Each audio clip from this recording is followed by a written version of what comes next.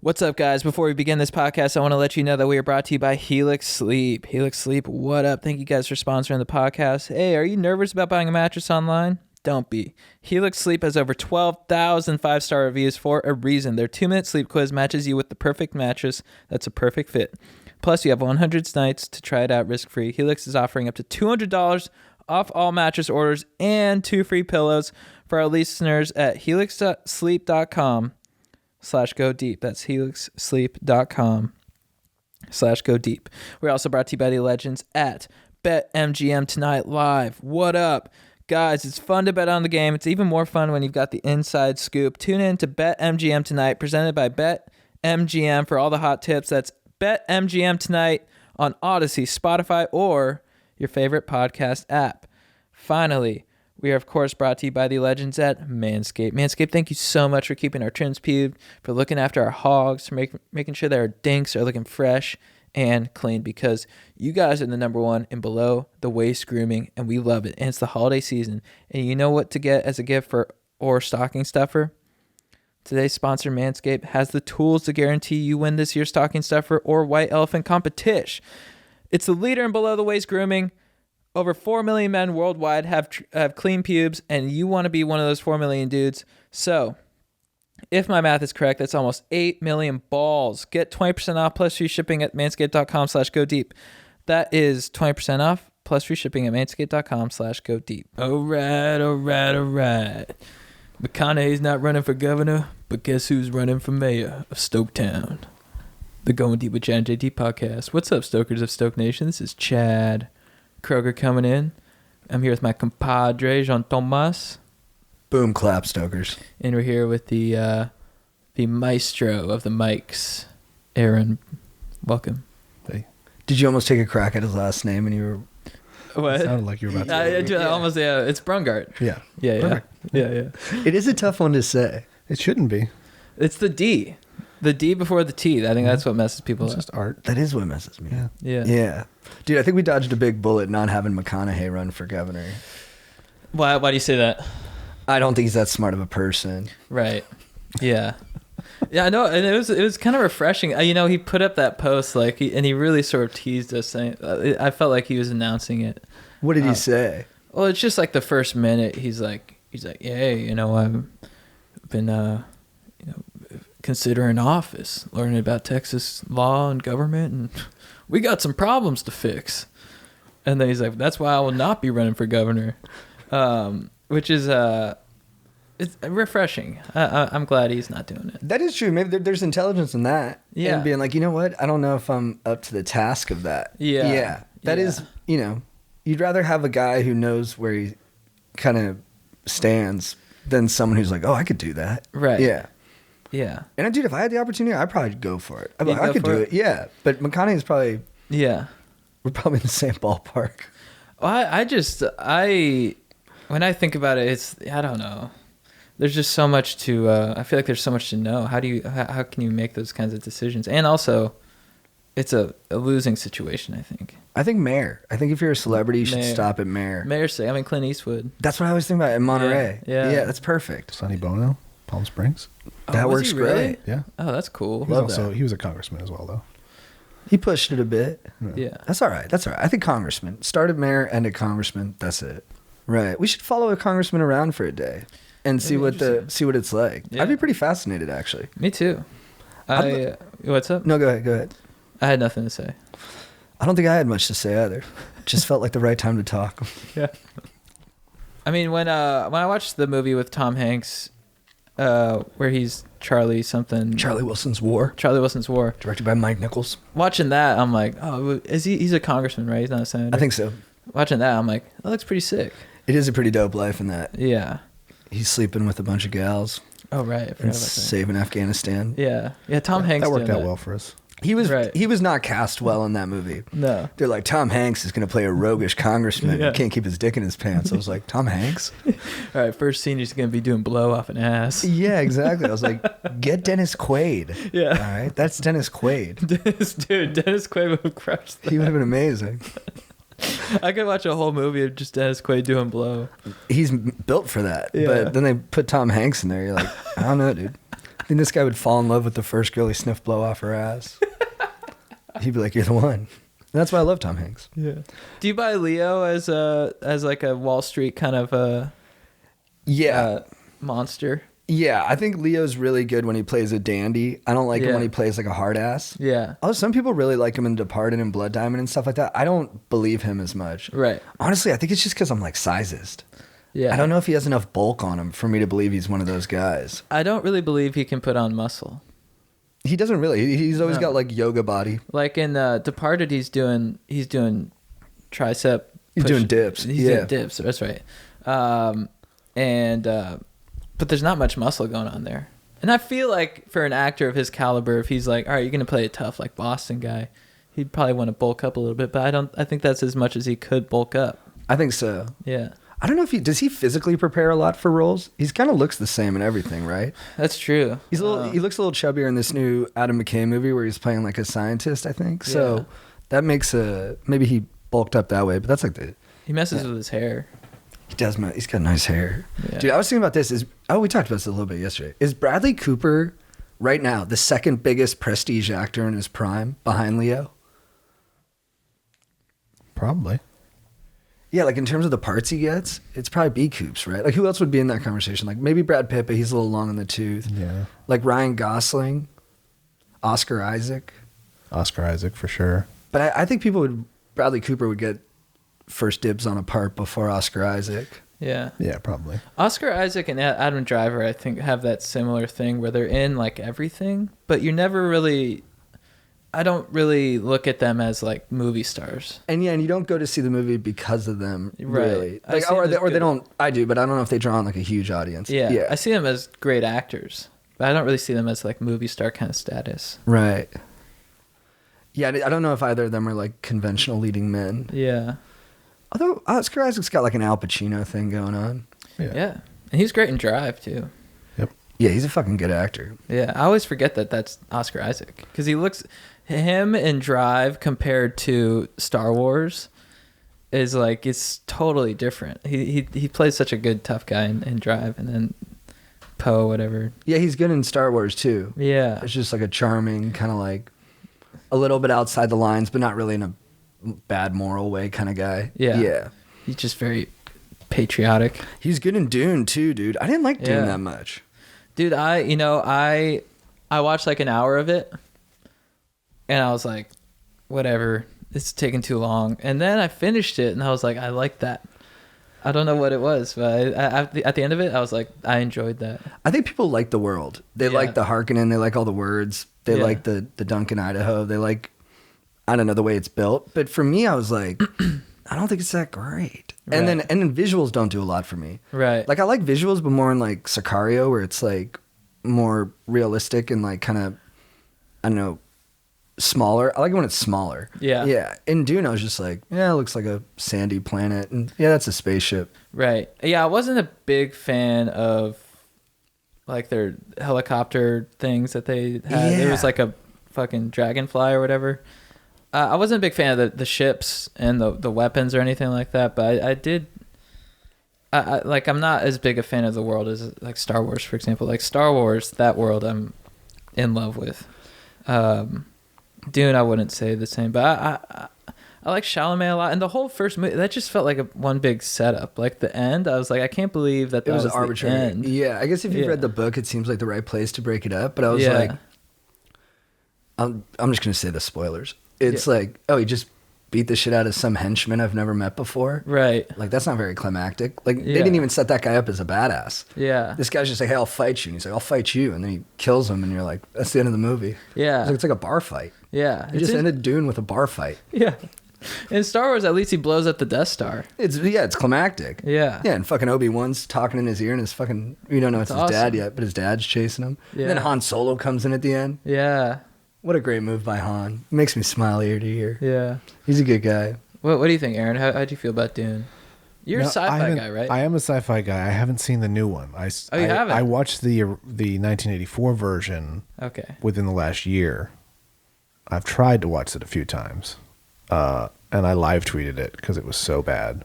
I just had nothing but jokes. Yeah. Just roasting that movie. So I don't know. I can't even imagine this new one being better, but because I just think it is it's way out there in terms of sci-fi. It is way out there. It's kind of confusing, and I don't know. There's something about lightsabers. It's so simple. Yeah. It's so cool. Yeah, they're brilliant. And the way anyone can swing around a lightsaber and look badass. Yeah. And they're not even that badass with it in the first one.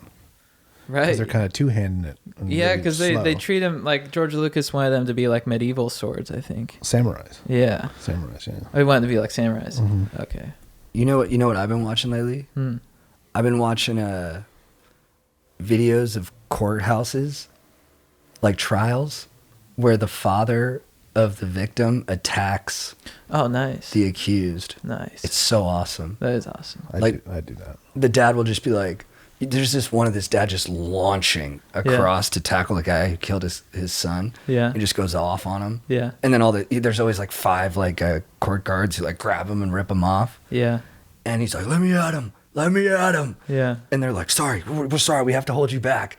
And the cops are always like apologetic because they want to let the guy go berserk on the dude. Yeah. It just fires me. I cry every time. And then when I read the comments are the best. What are the comments? It's like, Dad of the Year. It's like, no one in the world would ever judge this man. Don't you ever hurt somebody's baby. Yeah, yeah. It's just all these people just being so fired up on it. Yeah. It's pretty beautiful. I 100% get it. Yeah, it's very primal, right? When you watch it. Yeah. Yeah, there's great court stuff on YouTube. I never even thought to search for something like that. But that's cool. It just popped up in my suggestions, and I just rabbit holed it. Yeah. Mm-hmm. I like when things pop up that way, and you're like, "Wow, what a whole new thing that I never thought I could explore." In the background of every one of those videos, you never see her, but there's always a lady screaming. Yeah. Whenever the dad goes after the guy, there's always a lady going, "No, yeah, no," and she has like a pained voice. She probably knows the guy, and hates to see him in pain. I think it might be the same lady in every courthouse. Yeah, dude, well, in the trial last week, the Ahmaud Arbery one, when they read the first guilty verdict, he's like, guilty. Some guy in the back goes, yeah, fuck yeah. He says fuck yeah? He doesn't say fuck yeah, but he's just like, woo, yeah. And they had to remove him. I was like, oh, that's a bummer, because he's so pumped. And the guy, the murderer, whatever, yeah, he's just there. He's like, oh. I saw a lady who got convicted of attempting to kill her boyfriend, and she faints. She's just like, "Oh, yeah, oh, dude, yeah." And all the comments are like, "Yeah, you didn't know you were gonna have to pay for what you did you, lady?" Who's commenting this? Dude, the best people in America, people with a lot of heart, a lot of passion, man, a lot of passion. Fuck yeah, dude. Dude, fuck murderers, eat shit, eat shit. Let justice be done. That's good stuff. Dude, I wanted to show you some YouTube clips that I've enjoyed. I like getting your reactions to like sports stuff. Oh, yeah, nice. Yeah, I've been getting more into sports lately. Yeah, you've been watching ball, dude? I've been watching football. First one is John McEnroe, who's like the angriest tennis player of all time. Love him. He's great in King Richard. The actor who plays him. Let me find this thing. I found my Dune tweets. Oh, really? Yeah. Dude, people are saying we put up the skateboard wrong. We put it up backwards. I saw that. What does that mean? Well, because usually the art is on the bottom. Yeah. But I wanted to... is there art on the bottom? There is, but I like this more. I wasn't a big fan of the art, but it was like from Tony Hawk. Yeah, of course. When we did an ad for Pro Skater. And I like the birdhouse more. Sure. That's the reasoning for it. All right, check this out. I guess it's backwards. There, call me a poser. Go fuck yourself. Yeah, they're posers. So this lady's been screaming at him during his backside. So he just gets mad at her. She turns to the car. That lady? Yeah, watch this car.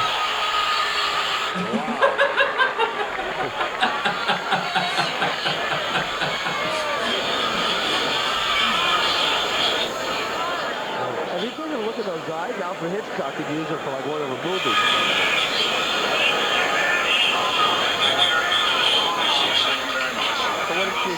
They kicked her back and rolled. That's Did you get the announcers at the end? What do you expect? What is that? The one, so they like make a couple comments about it. They're like, Alfred Hitchcock should use those eyes in his next movie. Yeah. And then at the end, like the one guy says something sympathetic, and then the guy goes, let's be careful. Let's not make a martyr out of her. Dude, I was watching the Lions on Thanksgiving. Yeah. The Lions game. The announcers were so funny. They're like, they missed like their extra point. There's one extra guy on the field, so he like was like running off during the extra point. And the guy goes, I guess they're just not used to scoring.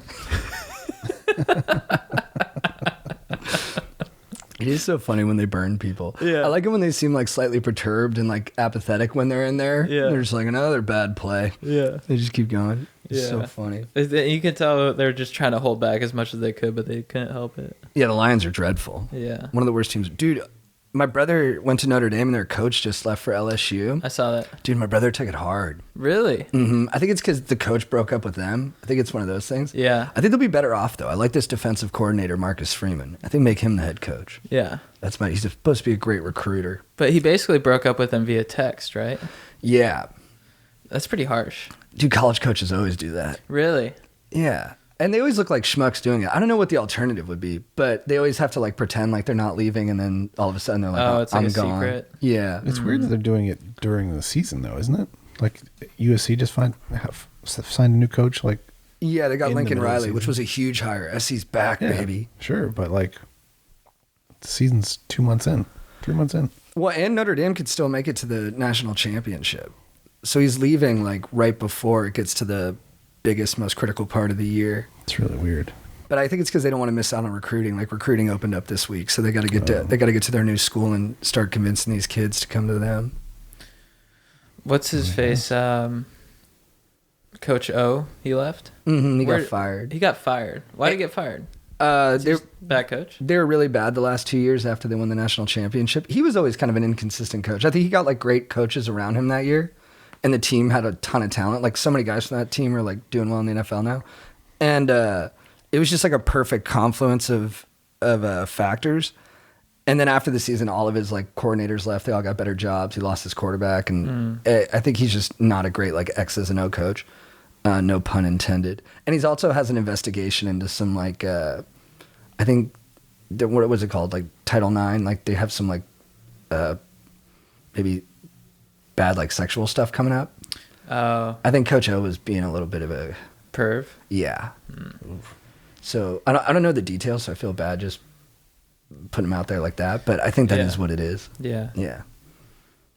Who would have thought bummer. that guy? He doesn't seem like a perv at all. Come on, show me that ass. Come on. Get over here. We 12-0. Tigers is 12-0 this year. And I'm hungry. All those victories make me hungry. What am I going to eat? What's Coach O going to eat? Boys, what's Coach O going to eat? Women, Coach. Coach O going to eat women. I got to eat some women. All right, boys, back to practice. Hey, I'm doing an interview. Hey, I'm doing a press conference. Oh, that's what he said. I'm doing a press conference. Hey, I'm doing a press conference. Hey. Do you wish sometimes that you grew up in a place where you would have a deep accent, you know? Don't I have a deep California accent? I guess that's true. I never thought I had an accent. And then people were like, "You from California?" Yeah. I'm like, "For sure." Yeah. Listen, everyone. What makes you say that, dude? Well, I went to boarding school in Connecticut. They just.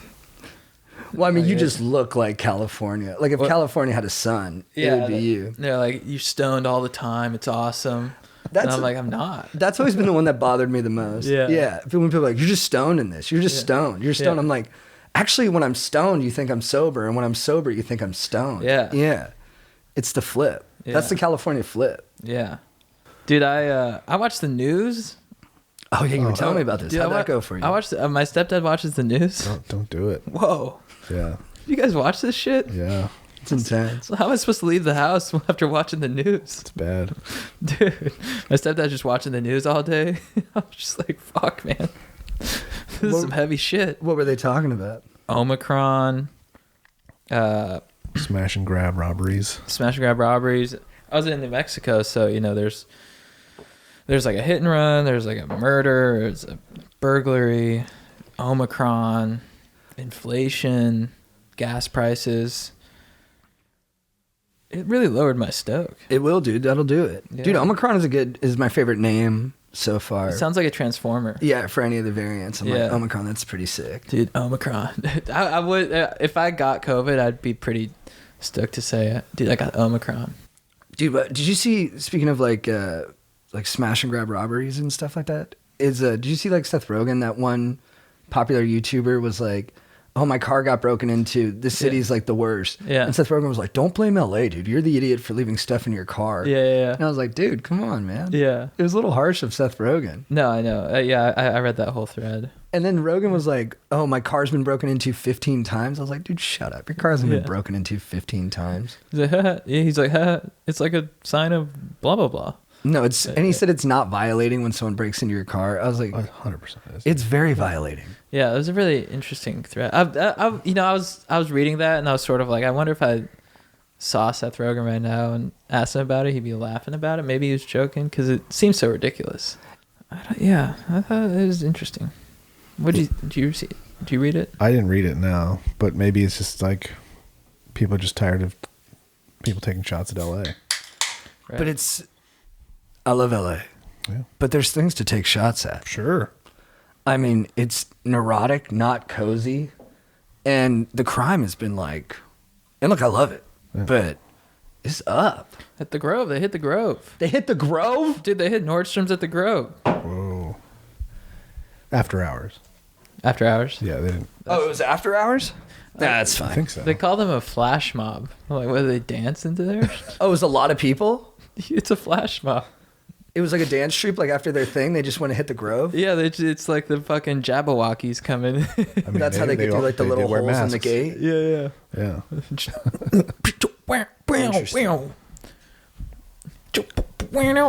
It's a ballsy life being a thief. Literally, there's a siren going by as we talk about this. Yeah. I don't ever feel that unsafe here, though. And I like it. I've went to see my mom in Santa Fe, and I love being out in nature. We went on a bunch of hikes, and it's just like the reset is amazing, and the hikes were incredible. You know, it's just like the view, and like you're on these like red rocks with like these pinolas. They're like mini pine trees. Sick. But I just love being in LA because I love being near the action. I'm like, I like this is where it's happening. I like being near that. I don't like being away from where it's happening. I feel like I'm missing out. I think you're right. Yeah, that's how I feel too. Yeah. The juice is here. Yeah. Something's going down. Everyone's alive. Everyone's going for it. Yeah. Dude, there was this big boxing fight this weekend. Mm-hmm. I want to show you the reaction of the guy afterwards. So this guy's name is Teofimo Lopez. He was supposed to be like the next big champion, but I guess he got a little bit cocky going into this fight. He had beat this dude, Vasily Lomachenko, who's like one of the most beautiful boxers I've ever seen. And then he ends up losing this fight to this Australian dude, Kambosos, who was like a huge underdog. It was a really good fight. But then after the fight, Lopez kind of, he couldn't accept it. Is this, in your mind, the biggest win in Australian boxing history? Look at me. I'm the greatest fighter in Australian history, and that's not disrespect. I got all the belts. Hey, listen. Listen, shoot champ. Forget something. You got, hell of a fighter, but I won tonight, man. And everybody know that. The referee raised my hand. I won tonight. I don't care what anybody says, yo. I won tonight. Hey, at the end of the day, I've been here. I've done that. I want to thank God. I want to thank everybody that came out tonight. Look, I ain't no sore loser. I take my wins like I take my losses. At the end of the day, man, I'm a true champion. I came out here. I did what I had to do, and I went out there and I did my best. Yo, I don't care what anybody says, man. I am as real as they come. And watch, this is the takeover, man. We don't stop. We keep coming. Yo, at the end of the day, man, I love you all. I won this fight, and I'm just thankful. Did you believe this was a close fight going into those last few rounds? No, I don't. I don't believe it was a close fight at all. I believe that at the end of it all, I scored 11-2. Well, 10-2. You believed you won 10 of the 12 rounds? Yes, I did. George? Listen, you got to move up, bro, because...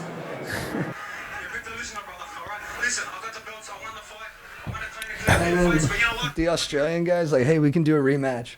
And then the other guy's like, I don't know. Like, I'll have to think about it. And then he's like, I haven't seen my son in a long time. Well, he's only 11 days old. Everyone in the comments was roasting him like, Dude, when he's showing off the belts. Too, he's like, I don't know, man. Look at these belts. Look at these. He's just showing off the belt. Has there ever been a fighter that's like very kind of sort of soft spoken and just kind of like, yeah, it's a good fight. I think I'm okay at fighting.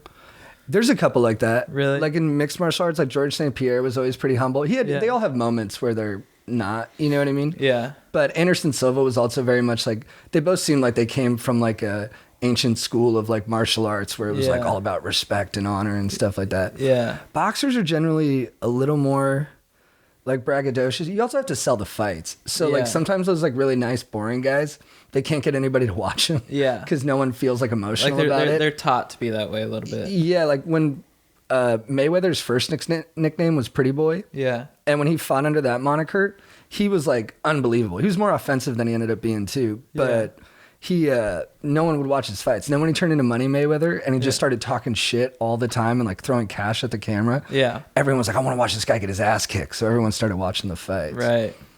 It's I don't know if there's much money in being like a compassionate boxer. Yeah, Robert Whittaker, my favorite fighter, is kind of like that. Yeah. He's pretty humble.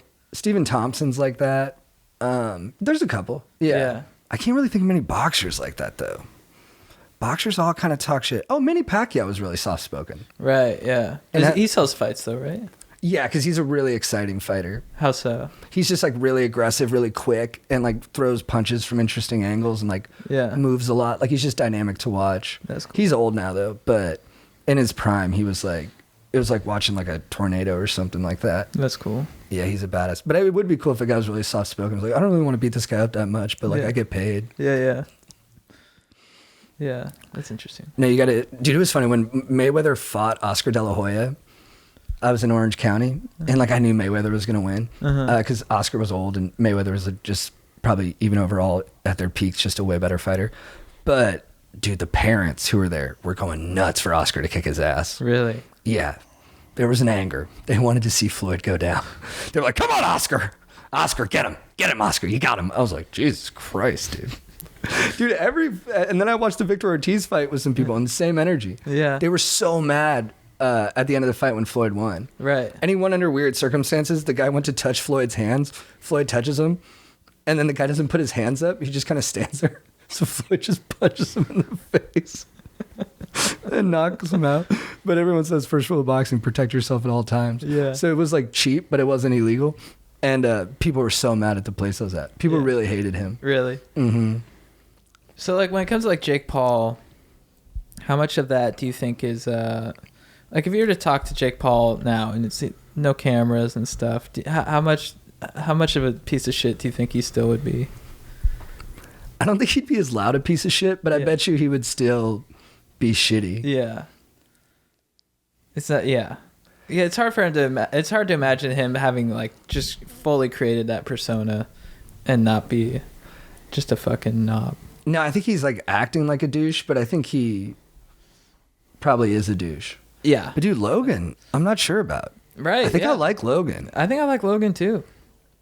How do you feel about Logan, Aaron? I'm not really familiar with either one. That's probably healthy. Yeah. Are you really? I'm not. I mean, I remember Logan was the one who did, he went to the forest in Japan, right? That was his biggest faux pas. Yeah. He's filming a dead body. Dude, check this out. Looking for the fucking vlog. Yeah, we made fun of him about that on here. That was dumb. Yeah. But hey, man, I think that's how I learned about it. Yeah. I'm not gonna stay mad at you. What a funny thing. I guess it's not funny, but what it's hilarious. What a funny thing to get canceled for. Filming a dead body in the fucking forest. Wearing like a Pokemon hat. Check this shit out, dudes. And then 2 days later, I'm so fucking sorry. Oh, dude. Yeah. I get it, man. When that camera comes on, it's a different kind of morality. Yeah. The mistake was not, you know what the mistake was not, this is where he fucked up. Yeah. I could see in my crazy prank brain being like, get the shot. If there's a dead body, that could be cool. Yeah. The morality comes in the edit. Like when you're at home and you're looking at the footage, and you're like sober now, you got to look at it and be like, all right, dude, this is too much. Right. And then just like, can't put that But they still put it up. That's crazy. That is like true insanity. Yeah. To not, But you know, They didn't blur it out, right? I don't think so.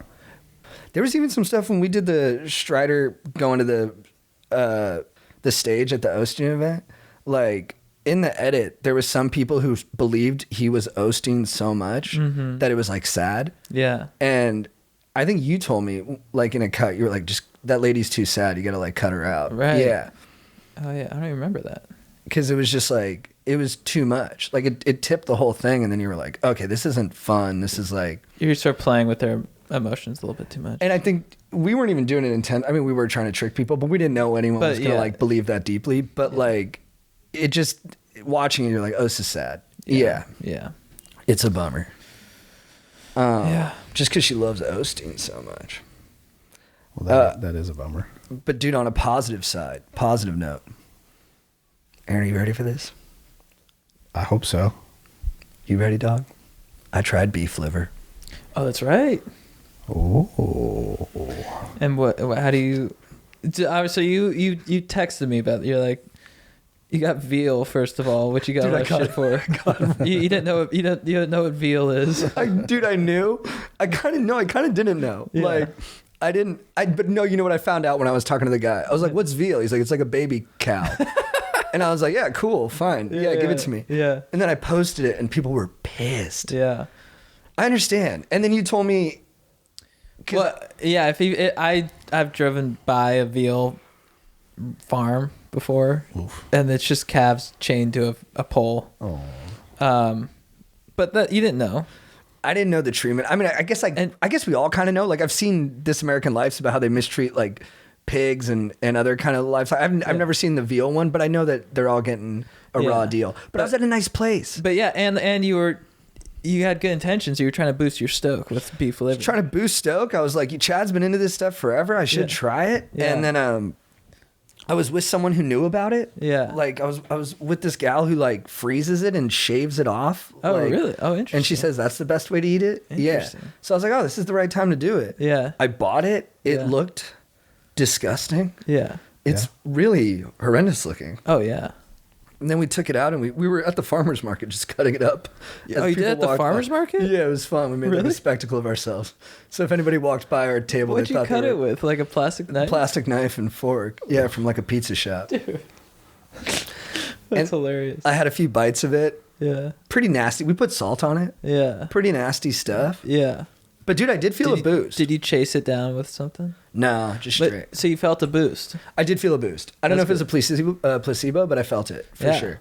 I was also worried I was going to get a stomach bug. Yeah. And I did get one, but like 5 days later. I do have a horrible stomach bug right now that I'm in immense pain, but I don't think it's because of the beef liver. The timeline doesn't work out. Right. If it was like it would have probably hit you that night. Yeah, it's like a day or two, right? Yeah. This is like 5 days later. Dude, like coincidentally though, that same day I freaked myself out because I was watching this guy Liver King. You follow that guy on Instagram? No. He's hilarious. He just eats beef liver, bone marrow, just shit, all that shit every day. I mean, he's just fucking. He's hot. He's jacked. That's what I I was would say. waiting He's for. hot. He's like too jacked, but he's just like, hey, Liver King here. Just simulated a hunt. Did a 24-hour fast. Now I'm gonna do. You guys know what I'm about to do. 3 to 4 ounces of beef liver, some bone marrow, delicious. 12 eggs. Wait, simulated a hunt? So the whole thing is he refers to himself in the third person. He's the Liver King, and his wife is Liver Queen. Lucky lady. Yeah. Do you think he ever says, "I am the liver king. I can do anything"? Yeah, I think It's like the Morrison thing. I think he says that every morning, but I think so. He simulates a hunt, which I think is basically just fasting. Like he'll like fast for like 18 hours, 24 hours, sort of like, we went out.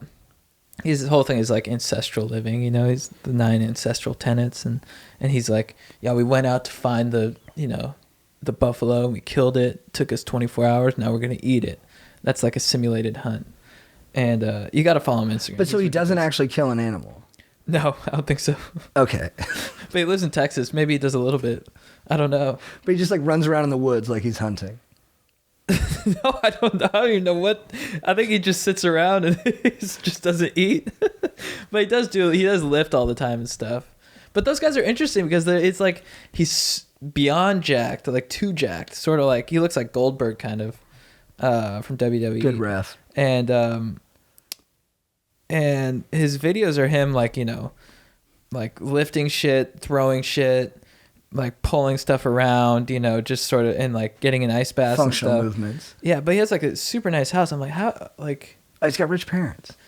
yeah. I'm like, yeah, it's these guys put on this lifestyle, and you're like, yeah, I just simulated a hunt, and you're like, is that all you do? I think he's probably just got loaded folks. Yeah, he might have a supplement company. I think that might be another thing too. But I messaged him too, and I was like, because I thought I ate too much, because I was watching his stuff, and so I ate like a fat thing of liver, like this big, like that big. There's a lot of ounces. I don't know how many. So I messaged him, I'm like, Liver King, is it possible to eat too much raw liver? He's like, never. There you have it, dude. Yeah. I mean, come on. What else do you need to know? Someone commented on his thing. They're like, is it possible to get foodborne illness from this? And he's like, if you're really scared, freeze it for 2 weeks. You'll kill any pathogens on it. But you know what? Just quit making excuses and dominate. That's what the girl I was with told me, is that she freezes them. Right. Yeah. Yeah. I've had cooked liver, and that's disgusting. So. Oh, dude, yeah. Well, when I just swallow it. I don't even chew it. Wow. But you eat it raw. I eat it raw, and my skin glows the next day. It's epic. You're like a puppy. It's good for your coat. It's gonna make yeah. Which I was stoked on all your posts, all your dog posts. Oh this yeah, I weekend. appreciate that. Yeah, man, that's gonna be one of my, I think my legend. But man, just dogs are the best. Yeah. Dudes, I have to use the bathroom. Fuck. Oh shit. I'm sorry. All right, bros. It's just me right now and Aaron. How's it going? It's good. I really want to go to New Mexico. Mexico's cool. The sky is different. Yeah. It's when you look at the sky, you're like, wow, it's like very blue, and it just it looks so expansive. Yeah. It's really I interesting. bet the night sky is insane. The night sky is insane. I want to get a telescope. Do you have a telescope? No. I feel I want to get one, but I feel like in LA I don't really see the point, because I feel like there's so much light pollution. There's big stars out there. But Yeah. Yeah. Yeah, it would be cool. Yeah. When we went to Sedona a couple years ago, like that night sky was intense. Yeah. I've never seen that. I've always lived in the city. Yeah. Well, except for like a year Yeah. I spent in the mountains, but Was Sedona sick? yeah. Really? Although it's funny, like it's all about the red rocks, but like I wore sunglasses the whole time that had a slight brown tint to them, Yeah. and that made it so much more red and cool. But Yeah. every time I took them off, I was like, this isn't that bad. Right. It So kind I of put ruined it for you. I put those sunglasses back on the whole time. I was like, yeah, red rocks every yeah. day. Yeah. Yeah. Something about the red rocks is I love looking at that stuff. Yeah. I love what's it called when it's like a mountain with a flat top? Plateau. Not plateau. I forget. A mesa? A mesa. Yeah. Santa Fe has a bunch of mesas, which are sick. Yeah. The one thing I will say though about Sedona is like, Yeah. don't trust the guides that tell you, not the people guides, but like you can get a little guide in town Right. that says like all the hikes and everything. Don't trust how difficult those are based on their ratings. Like, Really? Were they way harder than? oh, there was one called the Devil's Bridge, Yeah. which said it was like 2 miles, and it was like 5.5. Like Yeah. it was insane. And then, yeah, and then there was this crazy. After that we stopped for pizza because it was just like we need food. This was insane. And this giant fucking insect flew into we were eating outdoors, and this giant insect flew in and was just like terrorizing everybody. And of course, it landed on me. Right. This giant fucking thing. And somebody eventually Well, somebody react? eventually got to it, or maybe I did. I don't remember at this point, but maybe I killed that fucking thing. And it was literally that big. Was it like a bug in like Starship Troopers, where a bunch of green goo splatted out? Yeah. Nice. Yeah, it was a massive dragonfly-ish sort of thing, but fat. I don't know. It was disgusting. Well, that's why if you go to Australia, I went to Australia, lived there for like 3 months, everything is bigger down there. All the insects are bigger. Yeah. There's bats everywhere. All the poisonous snakes are down there. Ugh. And all the big spiders are down there. So they're like, they'll be like, yeah, it'll be like a brown recluse, just might crawl up through your toilet and shit like that. And you're just like, it's pretty intense. And we went on this one island. It wasn't Stradbroke, but it was like we were near the Gold Coast. And we went on this one island. They're like, yeah, 9 of the 10 most poisonous snakes in the world live on here. And you're like, Jesus, dude. Yeah. Like, there's something about Australia where you're like, I don't think people are supposed to live here. No. Because there's like tarantulas and there's scorpions. And then the whole middle of the country is uninhabitable. Yeah, exactly. Yeah. I mean, the coast is amazing. The beaches are awesome. But Yeah. I was supposed to go in 2020. Oh, really? Yeah. What were you going to go for? Just vacation or work? I was going to work, actually. I was going to go follow the Dollop and do a travel doc. Oh, about cool. them in Australia, because they're huge there. Yeah. Oh, really? Yeah. And then go to New Zealand as well. Yeah. But yeah, it just didn't. I think I was planning that before Leah got pregnant, so we probably wouldn't have been able to do it anyway. Right. Does Bill Burr go down there? No. Is he big in Australia? I'm sure he is, but he does more Europe, right, than Australia. Yeah, dude, I want to see Limp Bizkit in Europe this summer. That'd be sick. Do they do more Europe than the U.S.? Just this summer, it's like all Europe. They're going to be in Germany, England, I think France. Yeah. But I feel like going to see Limp Bizkit in Germany is. You could follow them for move. the whole tour. People do that. Dude, yeah. We should message Fred. Yeah, we could make a documentary about it. Yeah. Dude, when I got this stomach bug, I was like, of course, you know me, I was like, what if I die? Yeah. And then so I was like, is it, and I bring this up because I think it would be a good movie script too. Is it ethical to have a child if you know you're dying? Yeah.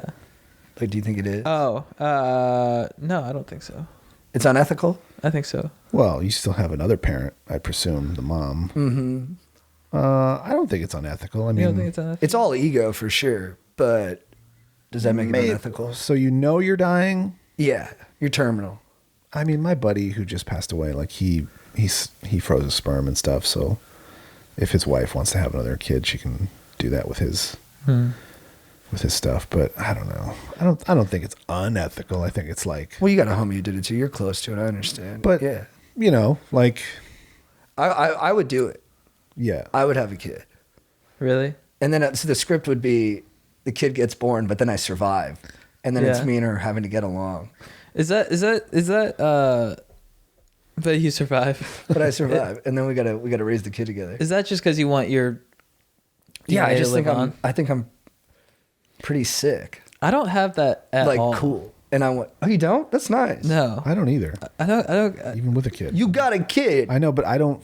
It's not about my legacy. It's just It's about, totally about your legacy. No, I don't care. All right. She could take her husband's last name, and I don't give a shit. Eventually, or wife. I like it. But you don't think you'd bump if she was like, hey, I'm gonna. Well, she's a gal, so it's kind of implied, I guess, Yeah. that she's gonna take the name. But I wish I had taken my wife's name. Really? Now, That's cool, man. Why?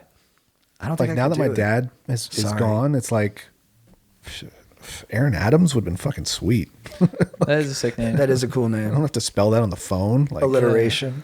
I sound like I said it in my speech at the wedding. I was like, because I kind of realized it in the moment. I was like, be like a superhero. I should do that. Yeah. Like, Would you take a lady's name? No. I don't think I could either. yeah, I know people who've done hyphenated versions as well, and I'm just like, The hyphen. but it's also those.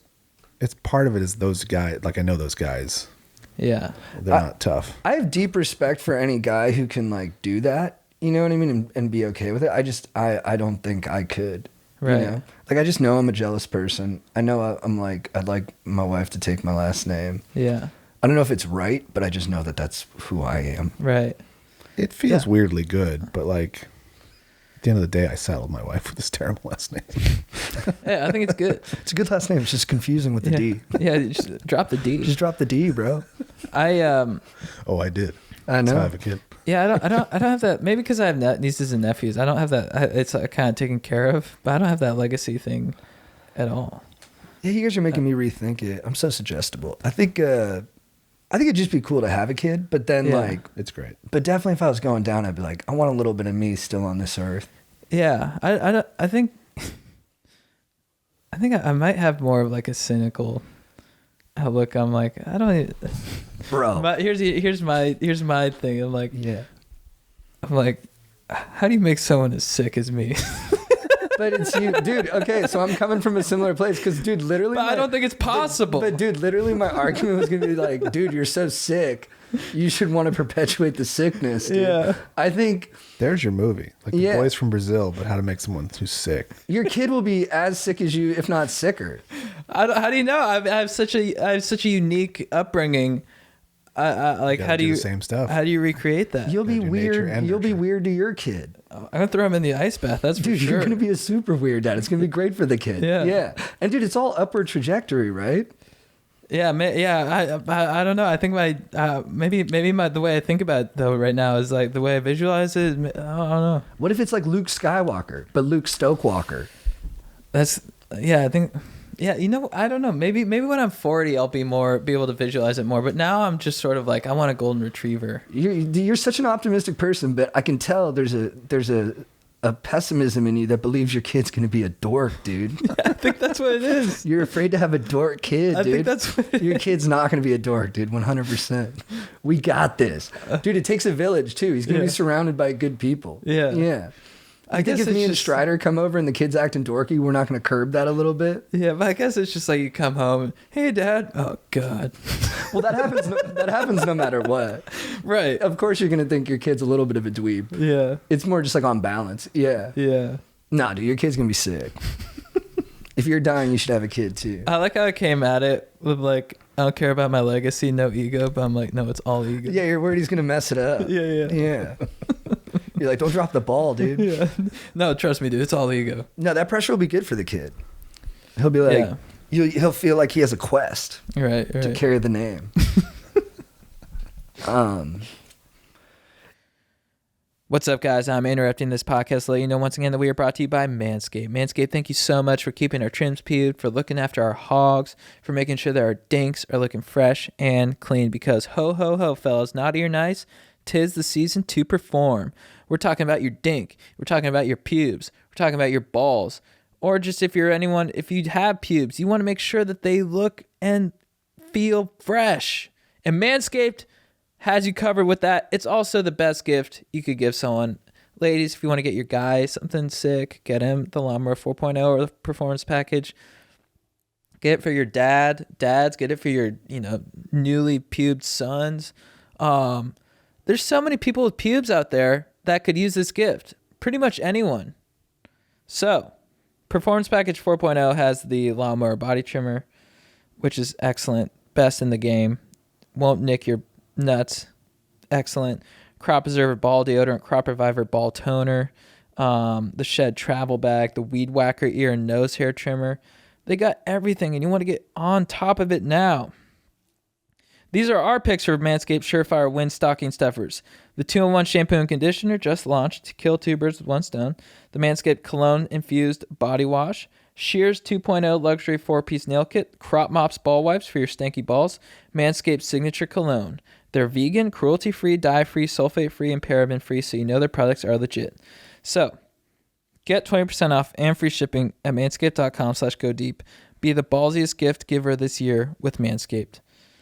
We are also brought to you by the legends at BetMGM tonight. What's up, dudes? If you guys are into sports gambling, if you want to bet on the games, you want to get on that sweet, sweet, sweet action, tune in to BetMGM tonight to get the best tips and all that kind of good stuff.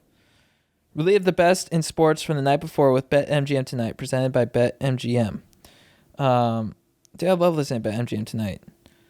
It's live. It makes me feel informed when I get on sweet action. It's like if you're gonna lay down sweet action, you want to feel confident about it, and that's where BetMGM comes in. They're so legit. It's a high energy live destination for casual and hardcore sports fans alike. Engaging, polarizing, relevant. Get caught up in the sports betting world with a heavy dose of entertainment. Hosts Quinton Mayo and Ryan Horvat and Trista Crick are joined by on-site correspondents to bring you insider information in real time. It's fun to bet on the game. It's even more fun when you've got the inside scoop.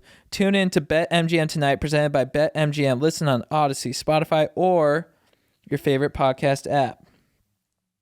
Finally, we are brought to you by the legends at Helix Sleep. Helix Sleep, thank you so much for sponsoring the podcast. Guys, I got a Helix Sleep mattress last year, and I was really stoked on my previous mattress. I was like, this is what I need. It's got the firmness. I'm good. Helix sent me one, and I was like, okay, I'm going to try it. I tried it, best sleep of my life. Not even joking.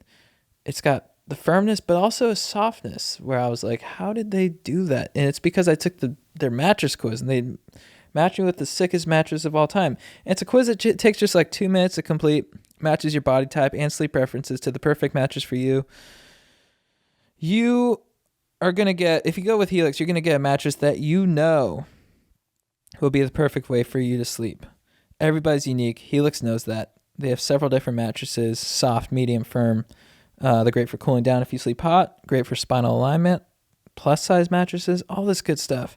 So if you're looking for the mattress, you take the quiz, you order the mattress that you match to, and the mattress comes right to your door, shipped for free.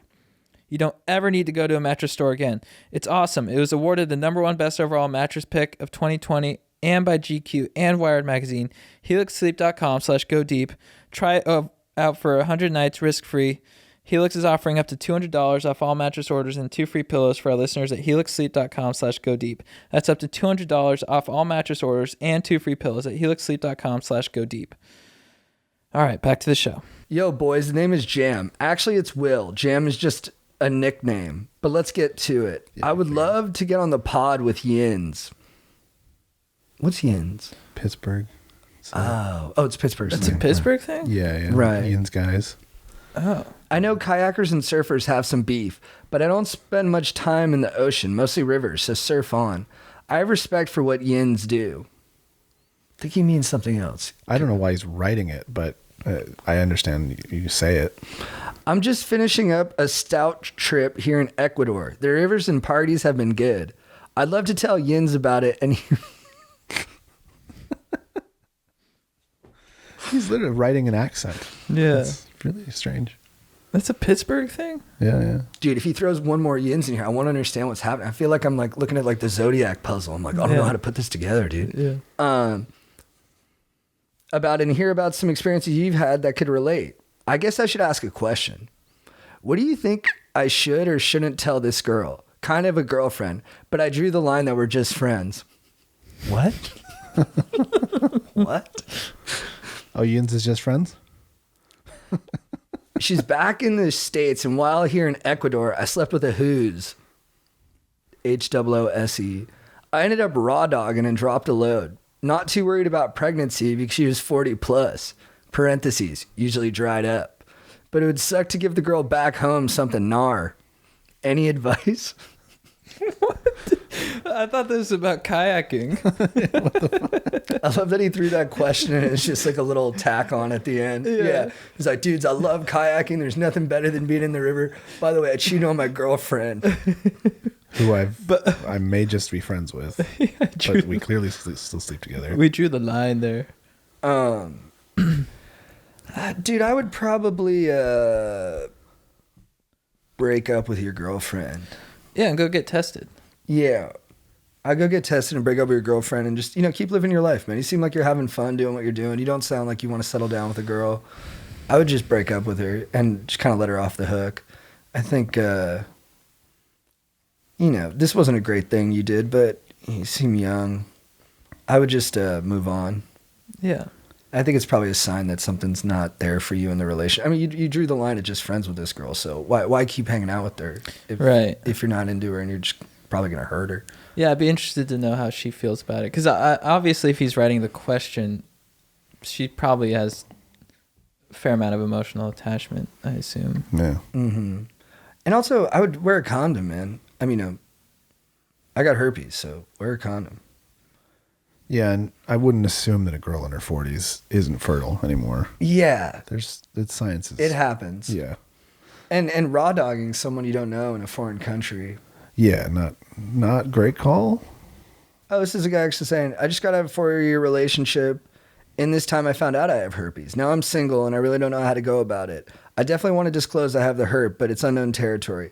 I want to keep having one-night stands date, but I feel like disclosing I have herpes will frighten girls. How do I go about this? What is your experience? Thanks for your help, dudes. Dude, I just tell everybody. Just get it out there. It's nice, dude. And honestly, people, I think they trust you more when you tell them because they know it's hard to say. So I think you get, look, of course it's going to cancel some people, from being potential partners, but that's just life. It's fine. There's plenty of people. Also, so many people have it, man. I've been shocked how many times I've told a girl I have herpes and then she goes, yeah, I got it too. Yeah. And you're like, oh, okay. Yeah, it's pretty common. It's very common. And Valtrex too, if you take Valtrex, it makes the rate of transmission really low, right? I think so. If you take Valtrex, you wear a condom, I think you're going to be, it's relative, you never want to say something's totally safe. There's like asymptomatic shedding could still happen with a condom, but yeah, you definitely, if you take precautions, you can look out for the other person pretty well. Yeah. I don't think I've ever given it to anyone. That's good. And, or maybe I haven't, they just didn't reach back out, but I don't think I've ever given it to anyone, which is, I'm sure it'll happen at some point, but it hasn't happened yet. That's good. Yeah, I would just tell people, dude. And you get more comfortable with saying it, and then pretty soon it'll just become habit. Just wear a hat with it on there. Yeah, just wear a shirt that says I have herpes. Yeah, it's a hat. We flew a fucking plane in Long Beach that had a thing behind it that said I have herpes. It's probably going to get you laid more than anything else. I don't care about that. Sorry. No, I totally care. Yeah. I don't think I care about anything as much as I care about that. Dude, when I first got into art, I was like, it's for the art. Yeah. And now I'm just like, you think chicks will like this?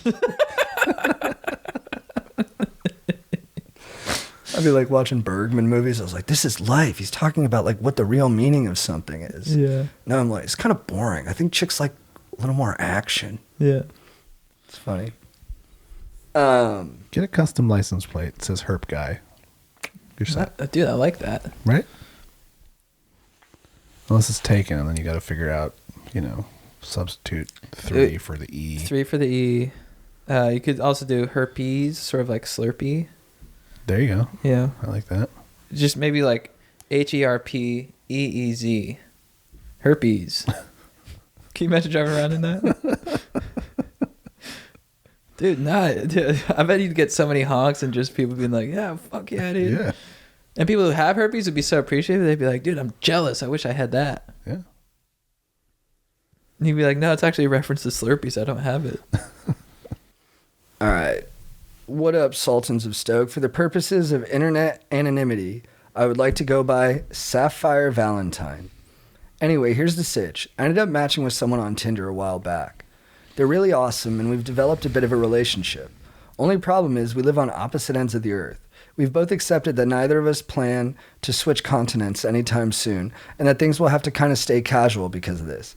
However, we are still rather emotionally intimate and very flirtatious. I do still find myself missing physical intimacy, though, which naturally I'd only get by forming a new relationship with someone that isn't several time zones away. I feel torn on this because I do not want to break things off with this person. I really cherish our relationship. But on the other side of this, I know that I would feel uncomfortable if I was in a relationship and my partner had another person they were seeing long distance. And so I think it would be unfair of me to ask someone else to be okay with me doing that. I have a lot of anxiety when it comes to intimate relationships, specifically worrying about not being good enough and fearing that a partner will leave me. I believe it's known as attachment anxiety. Anxious attachment, I think is what they call it. This makes the idea of polyamorous relationships very stressful and intimidating for me. I know that I need to get over my anxieties one way or another, and ultimately I need to be the one to choose what I should do. But I would like to know, what would you do if you were in a similar situation? Additionally, how do you deal with your own anxieties when it comes to relationships? I'd also love to hear your general thoughts, feelings, and experiences with polyamory and or long-distance relationships. Thanks for going deep with me on this one. Stay awesome, stay stoked. Oh, did he say, have you ever spent 4th of July at Newport Beach? A few years back, I remember smoking weed with some guys in Newport Beach on the 4th.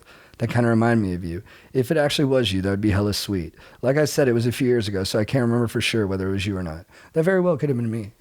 4th of July Newport. Mm-hmm. Yeah, I was there 3 years ago. I was there like 4 years ago, I think. Yeah.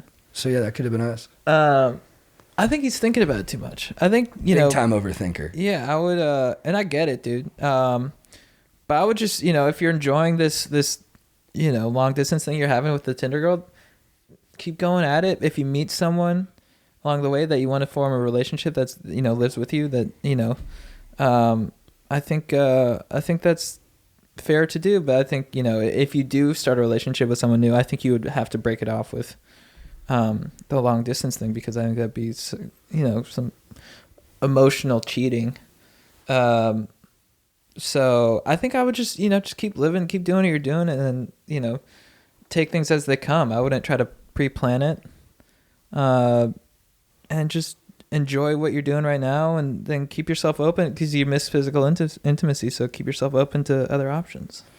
Yeah. You seem a bit anxious to me to be someone who would get into like polyamory or something like that, because he's. Did he mention that? Yeah, he just says, but he said it's the idea of polyamorous relationships were very stressful and intimidating to me. But you're not even talking about polyamory. Yeah, like you're at a earlier stage. Like you're casually seeing someone remotely, and you've both kind of agreed it's casual. So you're both allowed to date other people. I guess that is by definition polyamory. But when I think about polyamory, it's like people in like a longer, more substantial relationship, and they're seeing other people. Yeah. Amor, love. Yeah, you're just not quite there. And I just think you're already diagnosing yourself anxious attachment. And I think you might have it, but I would just take everything easier, man. Like just treat it like you're just learning. Yeah. And don't treat it like it's like the end all be all of like who you are as a person. I think you'll be fine. I think you need to date more people. It seems like I wouldn't tell the kayaker guy this. He's fine on that front. Yeah. But I would say you probably need like 2% more kayaker in you. Yeah. You need to like, I think, get out there and meet more people and see what actually works for you. Yeah, especially if you have no intention with this girl that you're chatting with, across the world to, be in the same place. I don't, it doesn't seem like there's much of a future in that, and it's probably holding you back. Yeah, I agree. Nice guy though. Yeah. How isn't Tinder based on proximity? Like, I think you can. That's actually good. I was like, how wide were his search terms? There's two options. He could have put himself in another city just to see who's there, which people sometimes do. Most of the time it means they're about to travel there or something. Yeah. Or he could have just been traveling there. The first one's weirder. Yeah. I don't know. Some apps will like matching with people in like New York and stuff. But. Do you know when's the horniest I've ever been? Is when I used to, at the end of the night, just take an Uber pool home. Mm-hmm. Not because it's cheaper, but just like, maybe there'll be a hot chick in the Uber. Really? And we'll hit it off. Mm-hmm. That's interesting. Yeah, just eternally an optimist. Did that ever happen? I was thinking about it. One time I hit it off with a girl in an Uber pool, but it was like 9 p.m. It wasn't like the same circumstance I was kind of talking about. And we were flirting, but I felt like it was too much to ask for a number. And after she got out, the Uber driver was like, "You blew it, bro." Really? That's funny. He's like, "You should have asked for a number." Yeah. And I was like, "Should I have?" And he was like, "Yeah, dude." He's like, "I've got it." Yeah, I've got it. He's like, I got all her info, dude. Yeah. All right, Chad. Who is your beef of the week? My beef of the week. This comes from Heat. Not having enough time.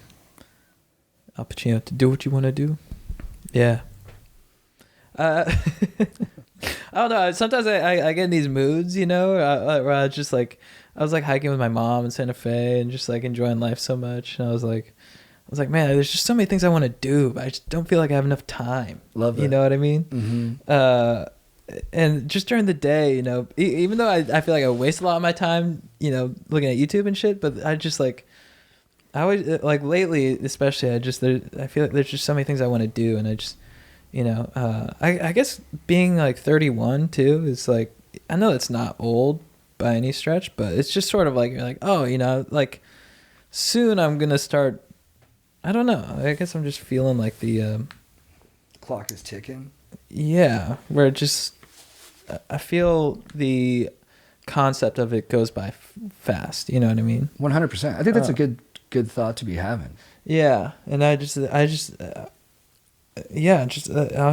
up and just like, I'm like, how am I gonna do this and that, and it's all I love it too. It's all just like passion of like just wanting to do a lot of shit, but that's sort of my beef is just not having enough time. That's nice.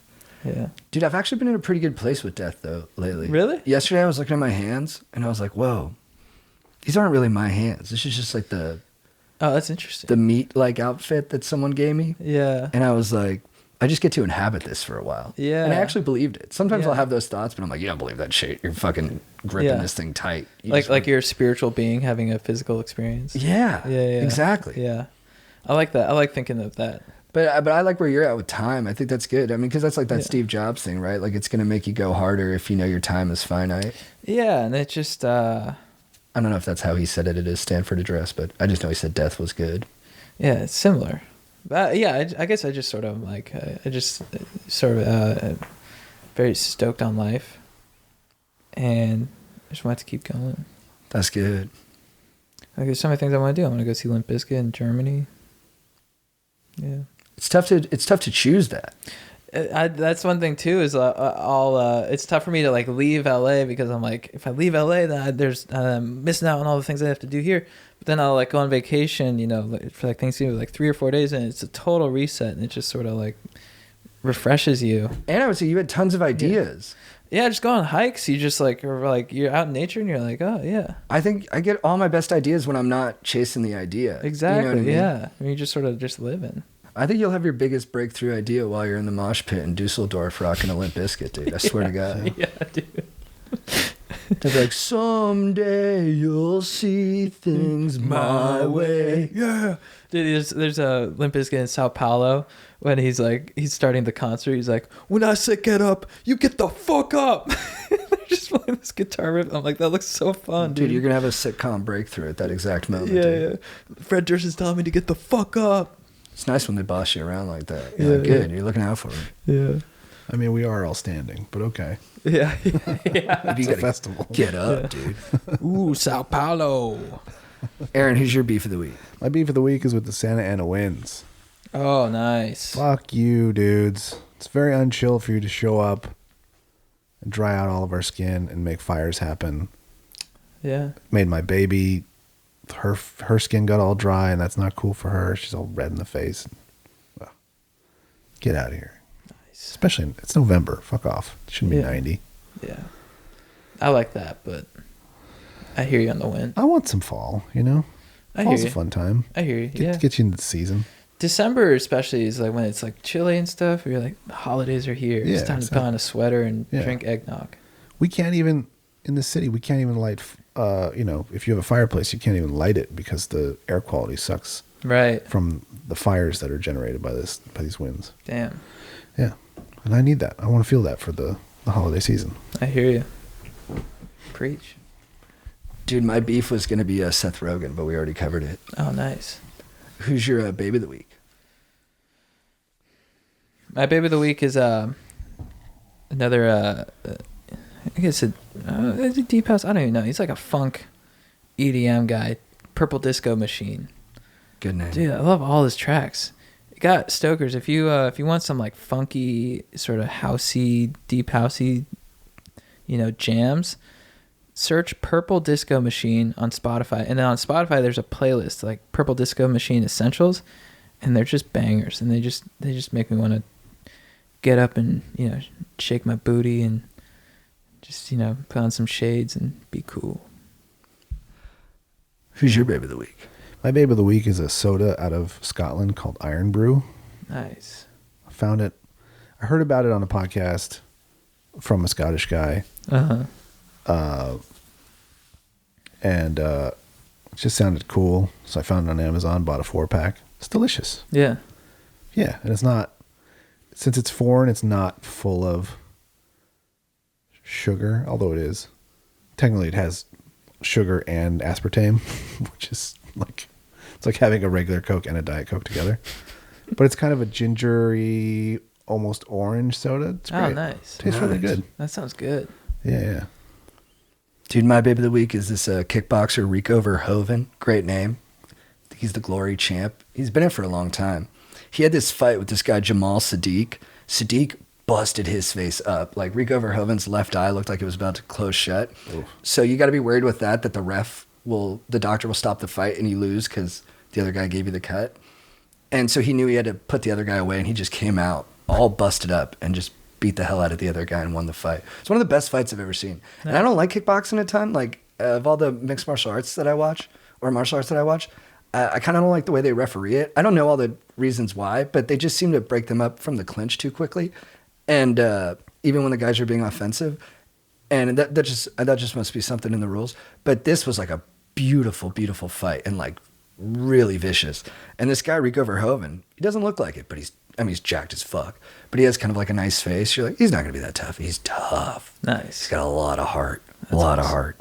All right, Chad, who's your legend of the week? You fired me up with the time stuff, so I took my shirt off.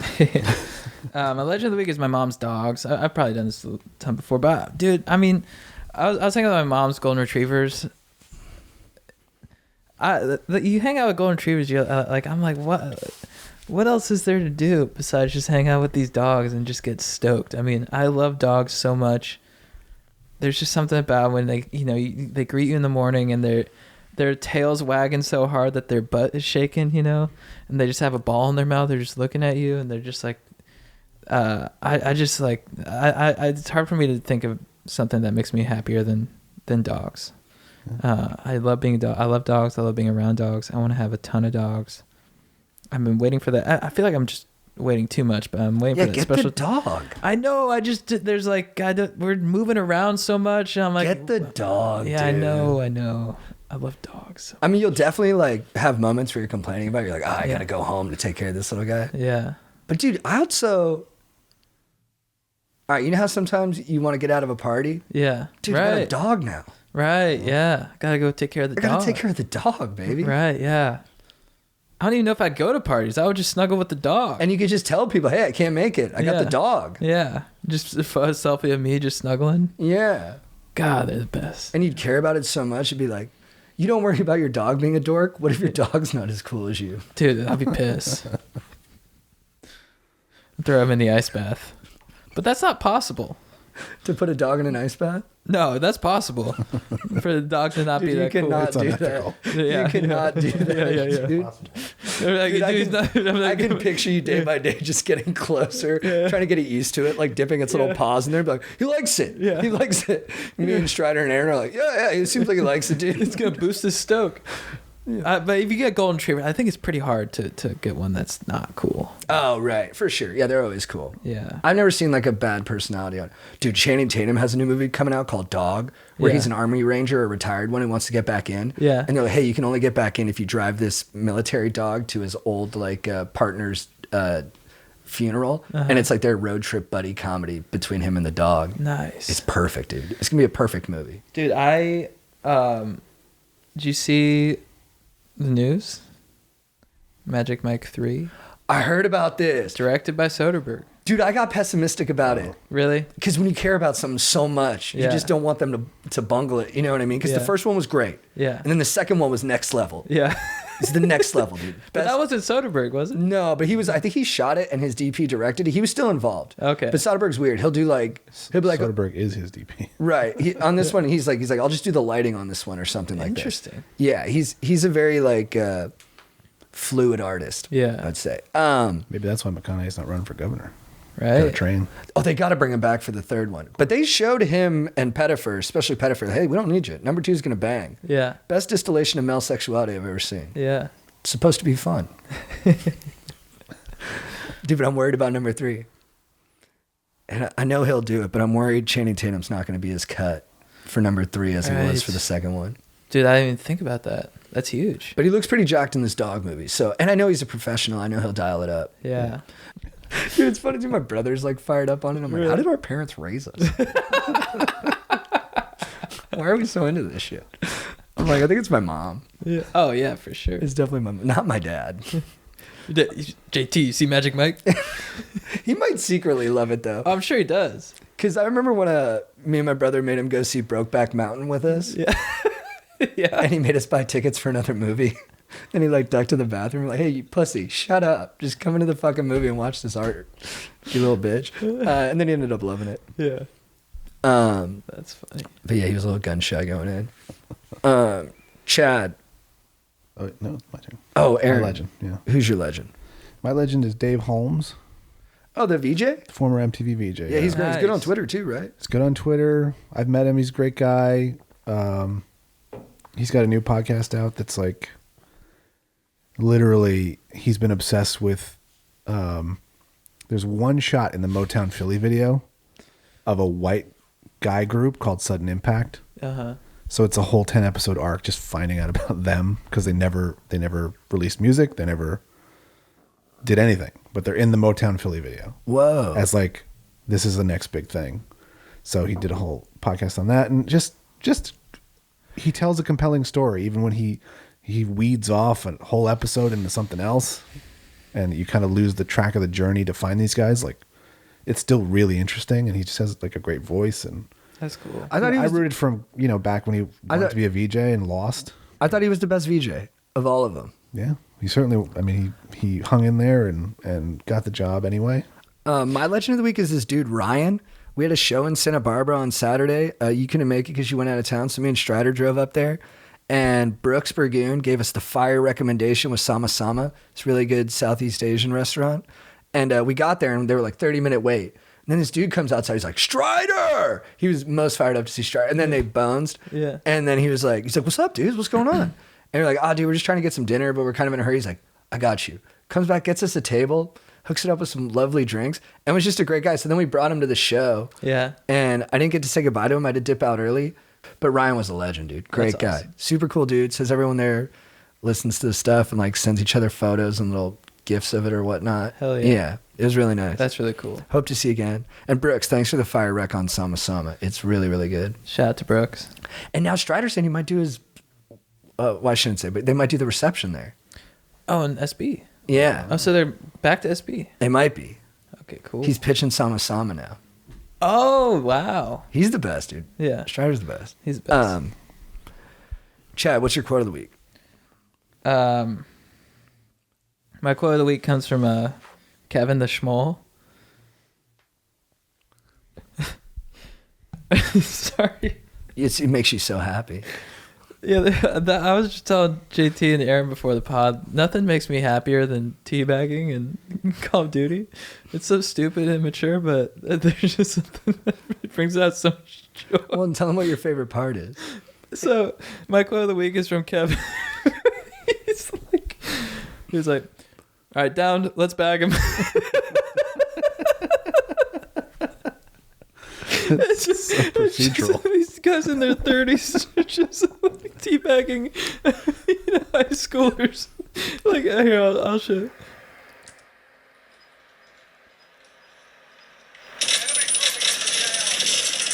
Down, let's bag him, Yeah, you like that? Yeah, you like that? Yeah, you can taste it. Like that? You can lick it. Yeah, you like that? Yeah, you like that? Man, that's a nice bass. Yeah, that's a nice big bass. But yeah, take you for my back. Oh, yeah. Okay.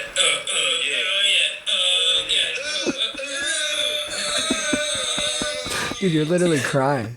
You're crying. It's just his wife is like in the same room.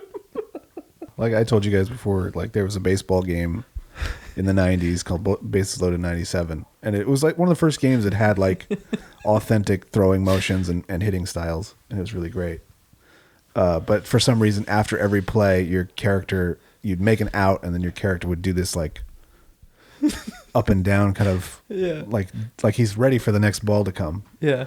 And so I would always, every time I'd make an out and then I'd go right behind the umpire who's got his hands on his knees and just do that right behind him. Every time. Playing alone doesn't matter. It's the best. It's the best. Aaron, what's your quote of the week? My quote of the week is one of my tweets about the original Dune. Just that an army of warriors as pretty as Kyle MacLachlan would be truly terrifying. Yeah, with that guy's face, Yeah. he has such a distinct All face. of them. Just a ton of those guys. He has so much face. His face has like contours in places where most people's don't. Yeah. Dude, Mike, what are Just the a pretty army. Just a pretty army. Even marching slowly towards you would be terrifying. Yeah, and he doesn't look like a warrior. No. Like, he's pretty waspy looking. Yeah, yeah. Maybe that's just because that's what he played on Sex and the City. Dude, mine is my buddy Grady, who always has the fire recommendations. Like, he told me to listen to Clooney on Marin. That was awesome. And then he told me to watch this movie by Mike Nichols, the previously mentioned Mike Nichols. He has this movie called Carnal Knowledge with Jack Nicholson and Garfunkel from Garfunkel and Oates. Mm-hmm. And they're both like, they start as college kids and it's just about their pursuit of love. And it's like, it's super like... Simon and Garfunkel. Right. Not Garfunkel and Oates. Oh, did I say Garfunkel and Oates? Yeah. Oh, the It's big Jack Atlanta Nicholson band? and Kate McCucci. Yeah, sorry. That's funny. I've been in LA too long, going to comedy shows. But there's some good dialogue in the beginning with Garfunkel. He's talking to a gal that he's hitting on at a party. And it is pretty true to life of like how college guys act. Does a good job. And this is what she says. She says, I hate these college mixers. It's such a funny way of meeting people. Everyone puts on an act. And then the guy's like just trying to yes-and her the whole time. And then, so he says, so even if you meet somebody, you don't know who you're meeting. She says, because you're meeting the act. And then he says, that's right, not the person. And then she says, I think people only like to think they're putting on an act, but it's not an act. It's really them. If they think it's an act, they feel better because then they think they can always change it. Mm-hmm. And then he says, you mean they're kidding themselves because it's not really an act? And she says, yes, it is an act, but they're the act. The act is them. Mm. I was like, whoa. That's interesting. Yeah. It's good. I like that. It's good dialogue. Yeah, that's really cool. Yeah, it made me think about things differently. Chat, what's your phrase of the week for getting after it? Go for the bag. Let's go kayaking, yins, guys. Yeah. Mine is from the movie 25th Hour, which I think is one of the best movies of the 21st century.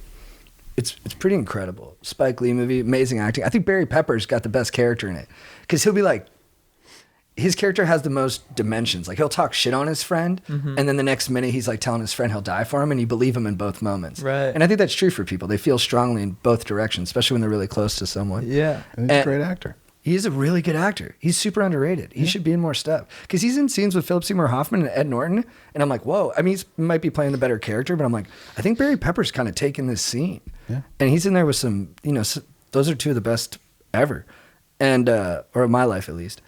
And he has one line where he's yelling at Edward Norton's girlfriend for like not put enough pressure on him to get out of the drug business, and she's like, Francis, just say you're drunk. Will you just admit you're drunk? And he goes, I'm Irish. I can't get drunk. That's great. I was like, nice, dude. What a dude. Just a dude guy. Dude, I think that's it. There's one more thing I kind of want to talk about, but I don't know. I think the moment's passed. Oh, dude, this is what I want to do. But before we go, I'd also like to say, because the recruiting stuff sparked this in my head, the college recruiting stuff. If you're a young high school baseball player and you're thinking about where to go to college, go to UCI and get coached under Danny Babona, best pitching coach in the game. And they should call it UC Newport Beach because it's right there. It's beautiful. It's beautiful. I play Warzone with Danny all the time. That guy is a coach, dude. I want to perform for him. That's great. He brings out the best in me out there. Oh, and dude, we got to say goodbye to Verdansk. By the time this next one comes out, Verdansk is going to be gone. Yeah. 2 years of our lives on there. It carried us through the pandemic. I'm worried, but I saw. Well, first let's pay homage to. Yeah, we got to pay homage to it. To prison, airport, superstore, that roof. And we named all the buildings after people. Like our buddy Chili, we named a building after him, and because his name's Chili, we named the next door building Applebee's. Nice. The Boneyard, dude. Robbie named all the orange boxes Chastain's. Right. Yeah. I didn't know what you guys are talking about at first. Jessica Chastain. Yeah. Just so much beauty comes out of it. So much language and friendship and adrenaline. It's tough to come to terms with. I mean, Activision is really toying with our emotions here. They're saying you have to say goodbye to Verdansk. Like, change is coming. Every time you get on there, when you're logging on, it goes T-minus like 11 days, 8 days, 7 days. Wow. It's going to be gone forever, man. It's the first time you'll miss a city in Poland. Yeah. Yeah. Verdansk, I'll miss you, dude. Thank you so much for everything you gave us. Thank you, Verdansk. And I'm, I was worried about Vanguard, but then I saw a trailer for the new map, Candor. It's tropical. It's tropical? I'm in.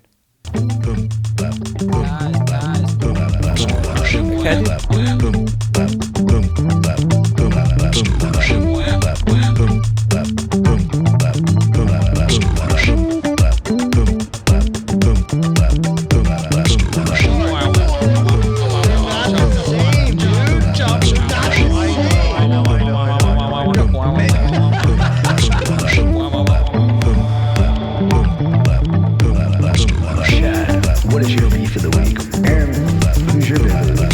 Strider, who's your legend of the week? Joe, what's your clip of the week? Chad, what is your beef of the week? Aaron, who's your beef of the week? Strider, who's your legend of the week? Joe, what's your clip of the week? Chad, what is your beef of the week? Aaron, who's your beef of the week? Strider, who's your legend of the week? Joe, what's your clip of the week? Chad, what is your beef of the week? Aaron, who's your beef of the week? Strider, who's your legend of the week? Joe, what's your clip of the week?